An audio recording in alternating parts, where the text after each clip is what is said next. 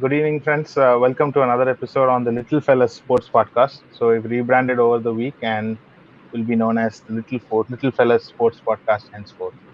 So today we're back with a new episode, and it will be the preview of Gameweek 9 in the Premier League. So without much ado, let's dive straight into the episode. So I've got two guests with me, Narayanan, who's a diehard Chelsea fan, and Anirudh Srinivas, who's been a Manchester United fan since childhood. So, talking about the league so far, as we discussed in the previous PL episode, it's been a topsy-turvy league so far for all teams. Big Six clubs have faced a problem one way or the other, whereas the mid-place teams and the bottom teams have found a way to cause a few upsets here and there. So, we've got some interesting fixtures given the current standings in the table, as the top four teams are going against each other as per the current table, and we've also got some interesting fixtures for the other teams who are trying to make it to the top four. So, Anirudh, starting off with you, the biggest fixture in this game week has to be the Spurs versus City game. What do you make of it? I mean, just like as it says there, it's Mourinho versus Guardiola, one of the biggest rivalries, or if not the biggest rivalry for the past 10 years. Two great managers who have achieved a lot in the game, and somehow their paths have crossed more often than not. And of course, when it comes to this season, Spurs are in a much better vein of form than City. City have had some tough games. They've not been free flowing as they usually are. Whether it terms of results or performances, they've not been that impressive. And of course, they're known for their attacking football and their free scoring run of form. And they've funnily scored only 9 goals so far in the season, which is an incredibly low number for a team like City who have so much quality going forward. And when it comes to Spurs, of course, they've been in a very good run of form. They've looked really good. They've had some very impressive wins. And in general, Mourinho seems to have found his formula for now. After nearly a year at the club, so it's definitely going to be one interesting game. In the last say 2 or 3 years, you can say that City are definitely favourites heading into this fixture, but this time you could say it's much more even. If anything, Spurs have probably the edge. So definitely promise to be a very, very good game in hand this weekend. I take your points. As you said, it's going to be a cracker of a game, and always with Jose, it's box office stuff. So, coming to Nars, what do you make of the Spurs versus City game? Yeah, like Anirudh said, this is one of the biggest rivalries in football. Pep versus Guardiola. Like Mourinho last season was not up to the mark because you can say that he had a lot of injuries and it was his first half season into the Spurs era. So while last season when they were playing in the Spurs stadium, Mourinho was not actually a favorite, but he somehow won the game. You can call it a Mourinho masterclass. But coming to this time around, they are firm favorites to win this fixture with very good form of Harry Kane and Humans on. So City, in the other hand, they haven't found their feet this season. They have scored a very less number of goals in the Premier League, which is very low according to their standards. Um, so my prediction going into the game will be a Spurs win. Yeah, that's pretty much. Yeah, Anirudh, just to close off on what Narayan said, your prediction for the game?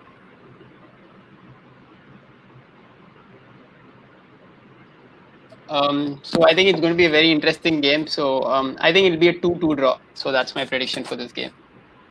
Okay, so Nars has called a win for Spurs, and Anirudh feels it's going to be a draw. So coming over to the next game of the game of the week, and it's definitely the Liverpool Leicester game. So, Anirudh, your initial thoughts on this game, considering the I would say diminished Liverpool stock versus a rampant Leicester side. Yeah, as you just said there, all the pre-match and build-up to this game has all been about Liverpool's injuries and how pretty much their entire defense right now is in tatters. You've got obviously Van Dijk and Gomez both having long-term injuries. Trent is probably missing for another few weeks, and there's some doubts over Robertson also. And of course, you've got Mo Salah who's got COVID currently. So there's a lot of problems for Liverpool. Whereas on the other hand, Leicester City, despite the fact that they're playing Europa League, they've managed to somehow maintain their form in the league as well. They've had their fair share of injuries also. They've not had Ndidi, Soyuncu, Ricardo, and Madison also for some parts of the season. So it's definitely been a very good start for Leicester. And of course, Liverpool, they're still doing fine so far. But when it comes to their usual dominant selves, it's not been the same. So it promised at Anfield. They've not. I mean, again, let's not forget they've not lost for more than 3 years at Anfield now. And Leicester, if anything, will feel that they are well poised to break this duck finally. Although it seems pretty likely on the face of it, but they'll never have a better opportunity than this because Liverpool will have to remodel their entire defense, have to find a way to fit in, find a way to fit in their other attacking players in the absence of Salah, who's definitely their biggest goal scoring threat as well. So it promises to be a very, very good game, of course. Yeah, it's also a litmus test for Klopp because his premier attacking threat is gone for at least a couple of games, maybe even three. And his entire defense, which has been the strong wall for the last 2 to 3 seasons, is essentially wiped out for a major part of the season. And the effect will also be seen in the Champions League as well. So, yeah, I think Klopp's, uh, Klopp's pedigree is going to be put under the hammer as we proceed into the season. Narayanan, anything to add for the Liverpool Leicester game? Yeah, just like Anirudh said, like Liverpool have had a lot of injuries now. Like they've been escaping a lot of injuries for a couple of seasons now.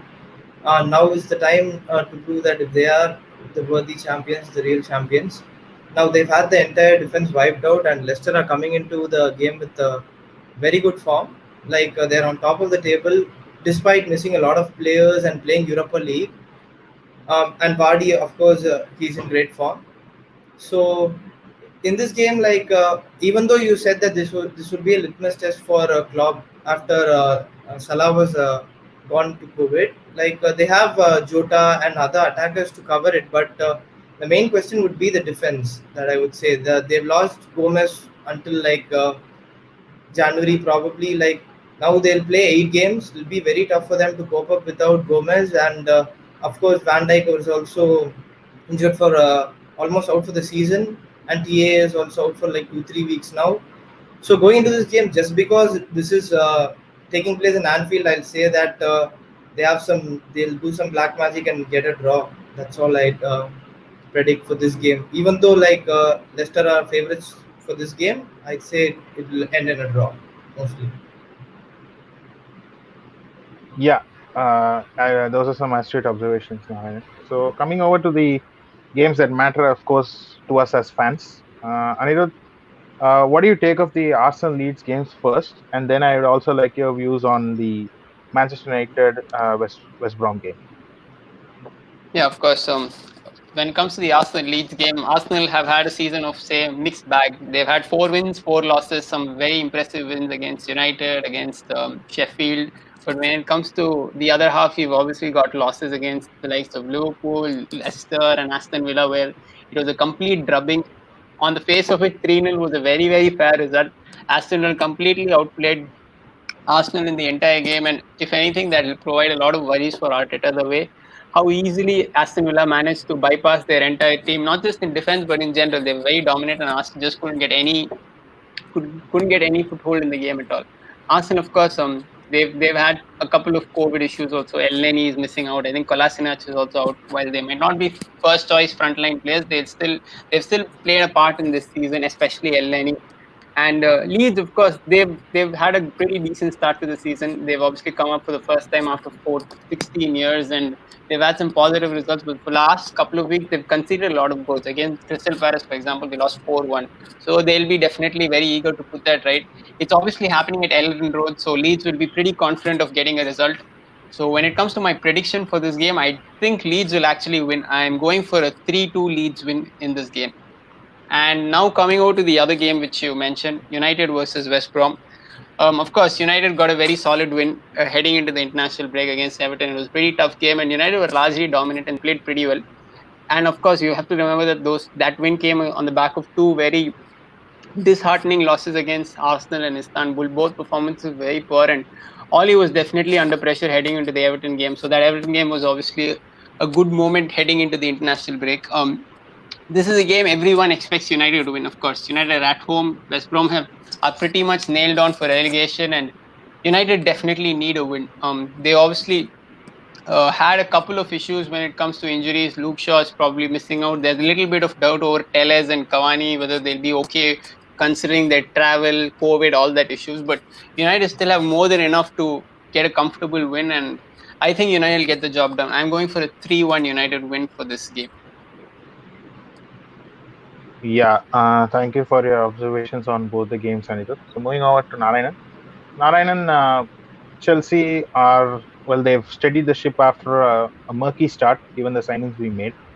And now we are on the verge of getting into the top, on the verge of going closer to the league leaders. But now we face a banana peel fixture with Newcastle, and also with the amount of toughness that's in store with the fixtures ahead of us. How important do you think this game is going to be from Chelsea's point of view? And I would like your views on Arsenal Leeds as well.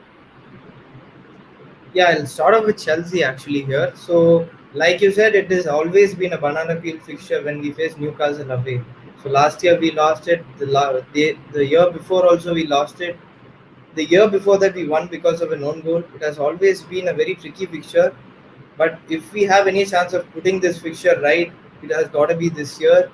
Even though we are missing a lot of players through injuries and COVID and jet lag, like Thiago Silva, I think a lot of people are missing. I think Christian Pulisic, a major part of our players are missing. So I think we still have enough firepower to win this game.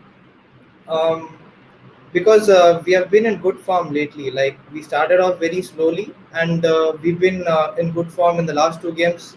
Credits to Ziyech, who's turned our season around. I'd love to see Havertz and Ziyech play together, so to see how they get on together. So as I said, this is going to be a very tough fixture for us, and considering the amount of fixtures we are going to play in the next 1.5 months, this is a very important fixture that we need to win so that we have good momentum going into the tough fixtures which we are going to play next after Newcastle. Even though it's a bogey fixture, I'll predict a 3-1 win for Chelsea. Just because Thiago Silva is not there, I'll take the clean sheet off for Chelsea. And as you asked, like for Arsenal and Leeds, I'm not like majorly impressed by Arsenal this season. They have been very poor. Every time I see them play, they have been very poor, except the Manchester United game where they did really well and won that game. So they don't just offer much going forward like attack and all because I think most of the defenders and midfielders have more XG compared to Aubameyang this season. He's not been in the right place actually. I think Arteta needs to sort that out, and they don't have creativity at all in the midfield, like players who can play throughs to Aubameyang, and they signed Willian, who's better than Pepe now, and he's playing in the right wing ahead of him. That says a lot about their club. So many people are expecting Arteta and Arsenal to do well after the two cups they won in the starting of the season and the ending of last season. But it has been an underwhelming start. That I would say that because a lot of fixtures they like escaped, I'd say, and Aston Villa put them in their place. And I think Leeds, it's going to be a really tough test wherever it's happening because Leeds are a very high pressing team and it doesn't go well when they play against Arsenal's style of play. I think Arsenal play right into their hands, and I think it's going to be a 3-1 win for Leeds in this game. And I'll just brush up on the United and West Brom game.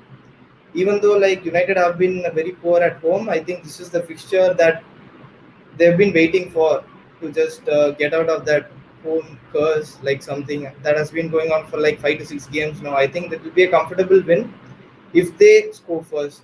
That is like if they score before halftime or something, they'll win like 3-0 or 3-1. That's my prediction. Yeah, so fairly similar predictions from both analysts.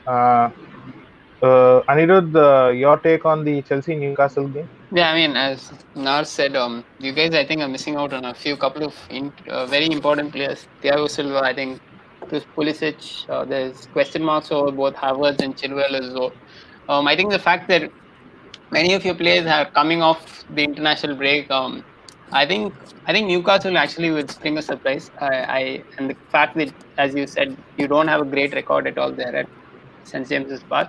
So I think it'll be a very interesting, very fun game to watch. So I'm going to go for a 2-2 draw in that game. Yeah, on the road, especially to mid-placed and bottom-placed teams, our form has been slightly questionable at the start of the season. But as Narayanan said, we have the squad now, we have the attacking prowess. So anything less than a win will be a black mark in Frank Lampard's season profile for this year. So now that we're done with the important games and the fan favorite games, let's move on to the other games in the game week. First up, Wolves versus Saints. So I would like some quick predictions and quick observations from both of you for the upcoming games. So Anirudh, starting off with you, what do you make of the Wolves Saints game? Yeah, of course. Southampton have had a great start to the season. Wolves have had a mixed one. Southampton look in really good form. They've, I think, won 5-5. But I think Wolves at Molineux, very difficult place to go. So I think I'm going to go for a home win. I think Wolves will win this 1-0. Yeah, Narayanan, what do you make of the Wolves Saints game? I think this is going to be a very tricky game because Wolves are in really good form now. Like they played last 1 month very well, and somehow Southampton, like last time when they lost 9-0 to Leicester, after that அப்படியே ஒரு Phoenix பறவை மாதிரி வந்துட்டாங்க. அந்த மாதிரி வந்து like this year also after that 5-2 dropping to Tottenham, they really found their feet. Hasenhuttl has really done a good job in the league. He's been a very good manager. So since they are missing their main man in Danny Ings, I think Wolves' defense is more than enough to cope with the Southampton attack. So I'll go for a 2-0 win for Wolves. Yeah, okay. So yeah, we're done with that game. Let's move on to the next one, which is of course Fulham versus Everton. So Anirudh, starting off with you, what do you make of this game? Yeah, I mean, Everton are coming off 3 straight losses. We discussed about it even in the last show. Ancelotti will definitely be very disappointed the way they ended before going into the last international break. Fulham, on the other hand, I mean, just like everyone predicted, they are looking very, very likely for relegation. They haven't started off the season well at all, and they've just been very underwhelming overall. I know it's happening at Fulham's place, it's happening at Craven Cottage, but I think Everton will finally find their touch. I think Richarlison is also back after the 3-game ban, and with the likes of Calvert-Lewin, James, Richarlison, I think it'll be a pretty comfortable game for Everton. So I'm going for a 3-0 Everton win for this game. Anything to add, Narayanan, to this fixture?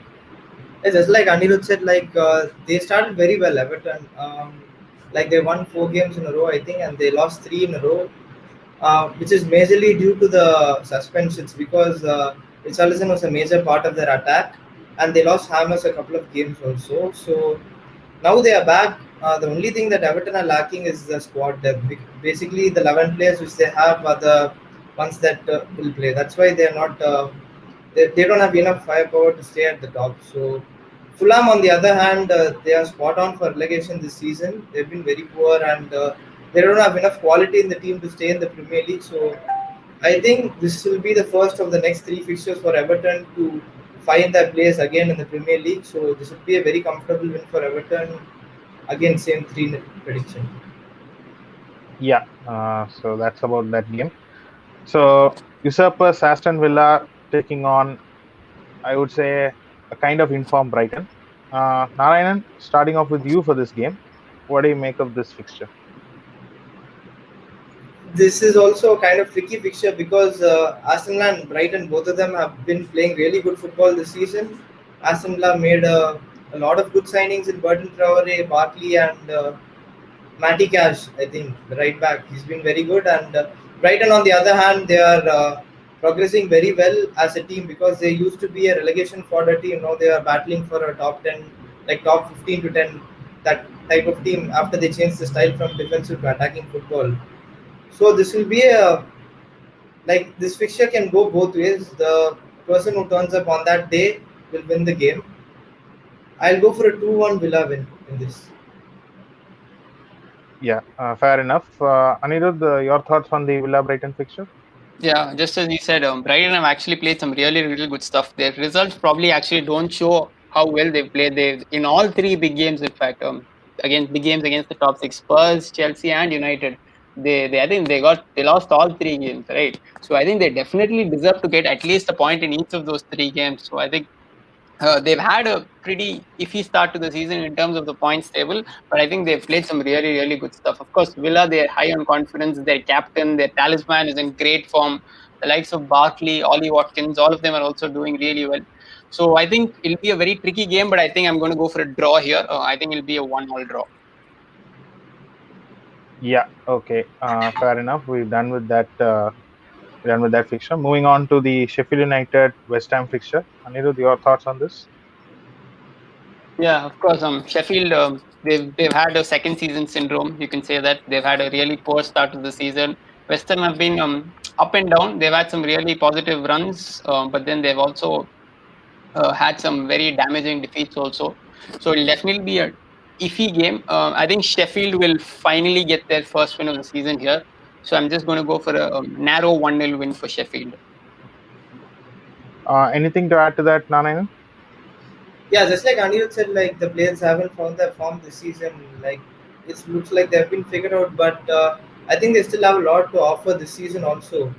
But on the other hand, the Hammers have also been in very good form in a couple of games. They won 3-0, 4-0 against Wolves, and also again this game will be really close. But I'm going for a West Ham win for this game, 2-1. Okay. So coming to the last fixture of this game week, and a slightly interesting one at that, Burnley and Crystal Palace. So Narayan, starting off with you, what do you make of this game? So Burnley haven't had the great start to the season, but in the last 2-3 games, I think they've had their major players coming back from injuries and suspensions, etc., etc. So I think they'll finally find their place this season, like they always do, being strong defensively. Palace, on the other hand, have been very good this season. Major ups to Wilfried Zaha, who's been in really great form this season. Because last season he wasn't in that good of a form. He had like 3 goals or something. Now already has crossed that mark. So, which is the major part why Palace is doing really well this season. But I'm predicting a Burnley clean sheet here with the 2-0 win for this game. Sure. Take your points. Anirudh, anything to add to that? Yeah, I mean, Burnley have not had the greatest starts to the season. Palace had some very positive results. They beat the likes of United, Southampton. They even beat Leeds comfortably the week before this. So, yeah, so it's been a very good start to the season for Palace. Their attacking threat, the likes of Zaha, Andre Ayew, Townsend, all of them have played pretty well. Burnley, obviously, tough place to go. Two teams who play pretty similar styles of football. I think it's going to be a narrow Palace win. I'll go for a 1-0 Palace win in this game. Sure. So that wraps up the preview for the fixtures in this game week. So moving on to the most important question: who would be the player of this game week? Anirudh, your pick. Of course, as we discussed, we have a lot of interesting, very exciting games lined up. After 2 weeks of international football, we finally have proper football back. So, in general, just cannot wait for the games to start. So, when it comes to player of the game week, it's probably slightly tricky. But I think considering the fact that it's the biggest game of this week, so I'm going to pick one from the City versus Spurs game. I'm going to go for Raheem Sterling. I hope he's fit. I mean, it looks like he will be, but I think if he's fit and he plays, I think he'll have a really good impact in this week. So I'll go for Raheem Sterling. Yeah, as you mentioned, he's due high time. So maybe this is the game week that Raheem Sterling starts getting back his form. Narayanan, coming over to you, who would you pick as the player of this game week? Coming to the player of the game week, like we are coming off an international break, so players' form and all will be reset after the international break. But I won't be doing justice if I don't choose a Chelsea player after this international break, as we have been doing well this break. Like we have had some 10 goals or something. So as like I want to pick Ziyech for this week, although I think Bruno Fernandes will be the player of this week. Yeah, thank you for leaving Ziyech, because Hakim Ziyech was going to be my pick for player of the game week. It is a very important fixture for Chelsea in terms of pride, and I think our best player so far this season will definitely step up in this fixture. So thanks a lot. That was all about the game week 9 preview from the Littlefellas Sports Podcast.